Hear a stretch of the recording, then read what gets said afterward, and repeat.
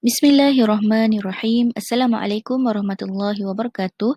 Saya Nur Syafika binti Razali, nombor matrik A169124 akan membentangkan tajuk Gerakan Dakwah di Nusantara selepas kejatuhan Khalifah bagi subjek Gerakan Dakwah masa kini.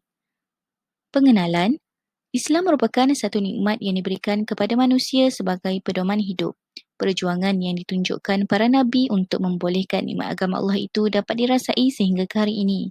Perjalanan usaha dakwah secara umumnya memperlihatkan perkembangan yang positif, terutamanya dengan kemunculan pelbagai institusi dan persatuan dakwah yang dilihat semakin konsisten dalam merancangkan perjuangan dakwah Islam terutamanya di Nusantara. Dakwah adalah asas kemunculan Islam dan penyebarannya. Dakwah juga adalah bahagian daripada kehidupan dan tanggungjawab setiap orang Islam. Dakwah boleh dijalankan dalam pelbagai bentuk yang sesuai dengan keadaan pendakwah dan sasaran dakwah. Dakwah menurut Al-Quran. Berdakwah merupakan salah satu jalan untuk mencari keredaan Allah di dunia, iaitu dengan mengajak manusia ke jalan kemuliaan dan menjadi asas terhadap perkembangan agama Islam. Allah menjelaskan di dalam Al-Quran tentang kemuliaan melaksanakan usaha dakwah dengan firman-Nya, A'udzubillahi minasyaitonirrajim.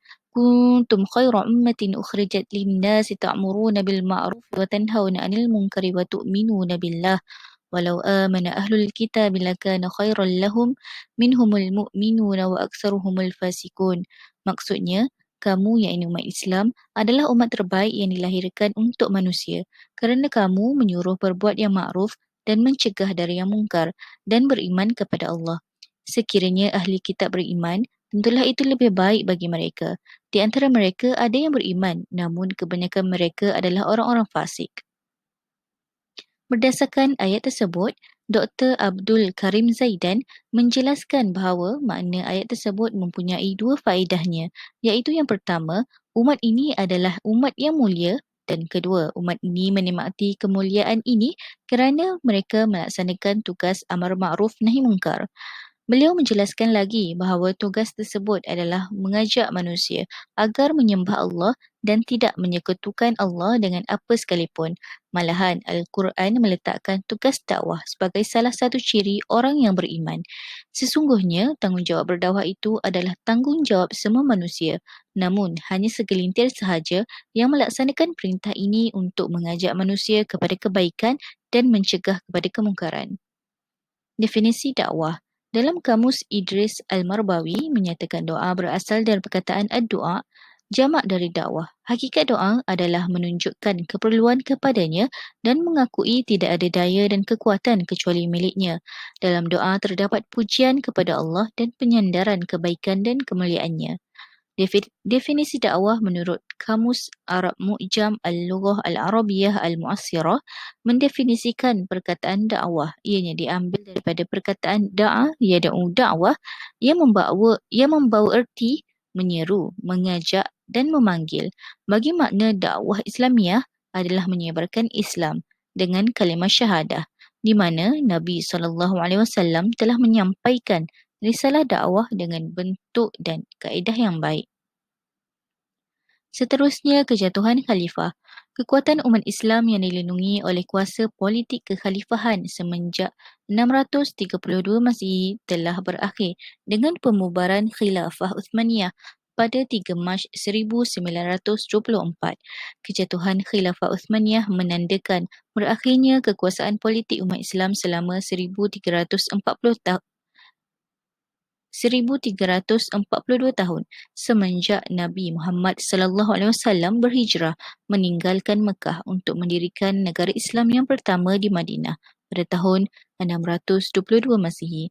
Dengan kejatuhan Khilafah Uthmaniyah ini, para ulama telah bangkit memimpin umat Islam dengan menubuhkan gerakan-gerakan Islam di tempat masing-masing bagi memperjuangkan semula kekhalifahan umat Islam.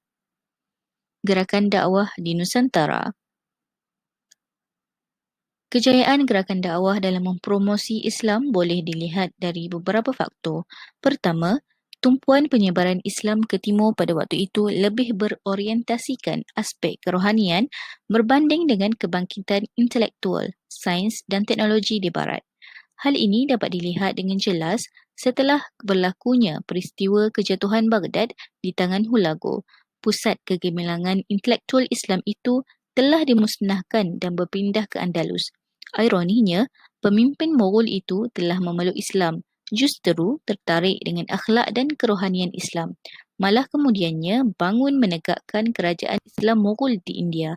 Pendekatan Islam ini disebarkan ke timur dengan pesatnya oleh gerakan dakwah berbanding dengan pendekatan Islam berorientasikan ilmu dan teknologi yang telah berpindah ke barat. Dalam erti kata lain, kemerosotan kuasa Islam di Timur Tengah telah mendorong arus perkembangan Islam berpindah ke rantau Asia Tenggara dengan diterajui oleh ahli sufi dan para pedagang.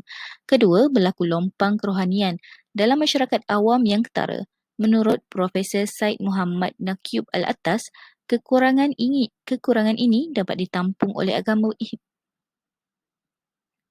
Menurut Profesor Said Muhammad Naqib Al-Attas, kekurangan ini tidak dapat ditampung oleh agama Hindu-Buddha yang hanya berpengaruh di istana dan tidak dijiwai sepenuhnya oleh masyarakat bawahan.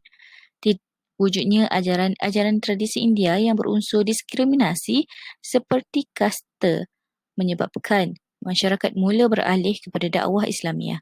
Kejayaan pendakwah dalam menonjolkan keadilan dan keharmonian Islam sama ada dari sudut undang-undang dan akhlak telah meratakan Islam ke seluruh lapisan masyarakat.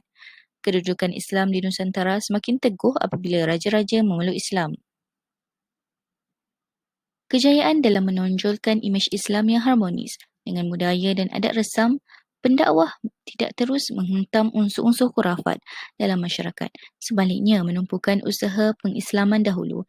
Ini menjelaskan bahawa mereka begitu berhati-hati dalam melongkah arus budaya dan adat resam masyarakat Melayu yang bertentangan dengan ajaran Islam.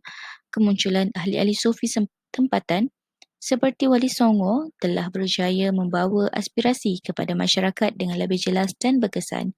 Pendekatan mereka menggunakan wayang kulit dalam menyampaikan mesej dakwah dikatakan berjaya menarik minat masyarakat Jawa yang sukakan hiburan dan unsur kesenian tersebut. Keempat, peranan tasawuf dalam kesusasteraan Melayu membantu menyebarkan Islam di Nusantara. Manasikana dalam bukunya Sastra Islam di Malaysia mengakui bahawa kedatangan Islam secara lebih pesat ke Pulau Sumatera adalah melalui jalan tasawuf. Di alam Melayu, pada ketika itu terdapat dua orang ahli tasawuf iaitu Syamsuddin Al-Sumatrani dan Hamzah Fansuri yang banyak melahirkan karya-karya sastra seperti Miratul Mukminin dan Syair Perahu. Bahkan Hamzah Fansuri dikatakan pernah giat mendirikan tempat-tempat belajar tasawuf di tanah Jawa. Terakhir iaitu yang kelima, sikap dan peranan positif ulama' turut memainkan peranan yang penting dalam menonjolkan jati diri gerakan dakwah yang berorientasikan sufi di dalam masyarakat dan negara. Kebangkitan ulama' di Nusantara tidak terlepas daripada amalan kesufian. Sama ada mereka bertindak sebagai individu atau mengetuai tarekat tertentu, mereka berjaya menonjolkan diri dalam arus perdana serta diterima dengan baik oleh masyarakat tempatan. Peranan yang dimainkan oleh ulama' ini tidak hanya bersifat eksklusif tetapi turut menjala ke dalam aspek-aspek kehidupan yang lebih luas seperti pendidikan, sastra, sosial, ekonomi dan politik. Bahkan ulama' merupakan kelompok yang paling peka terhadap perubahan semasa. Justru itu, peranan mereka tidak terhad kepada peramalan membasahi lidah dengan amalan zikir semata-mata, bahkan juga sanggup bermandikan darah dalam mempertahankan negara dari ancaman penjajah. Kesimpulannya, Islam telah sampai ke Nusantara sebelum kejatuhan zaman khalifah lagi. Namun, gerakan dakwah tidak berkembang dengan terlalu meluas di Nusantara. Selepas kejatuhan zaman khalifah dapat dilihat bahawa gerakan dakwah bergerak dengan lebih aktif. Islam juga tersebar dengan lebih meluas sehingga kini. Kini, lebih ramai pendakwah yang telah menggerakkan dakwah agar Islam dapat disebar kepada seluruh umat manusia. Teknologi kini juga dapat memudahkan lagi kerja-kerja dakwah yang boleh dilakukan oleh pendakwah masa kini. Pendakwah juga perlu bijak menarik perhatian pendengar dengan menggunakan teknologi yang semakin canggih kini. Sekian, terima kasih.